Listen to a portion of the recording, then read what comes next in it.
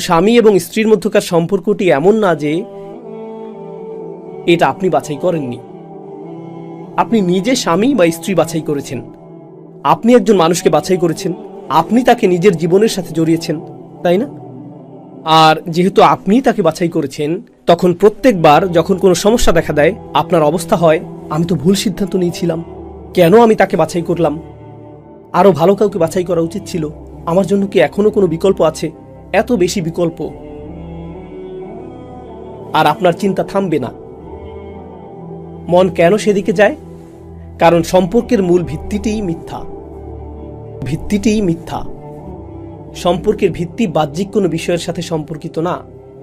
একটি সম্পর্কের ভিত্তি হলো আপনি সেই ব্যক্তির মাঝে প্রশান্তি এবং স্বস্তি খুঁজে পাচ্ছেন কিনা। আর আপনি যদি এখনো তা না পেয়ে থাকেন, তাহলে আপনাকে সেই মানুষটির ভেতরে সেটা তৈরি করতে হবে। কারণ সৌন্দর্য ম্লান হয়ে যাবে, বন্ধুত্ব দুর্বল হয়ে যাবে, দায়িত্বের বোঝা এসে পড়বে, আগের মতো আর সময় দিতে পারবেন না।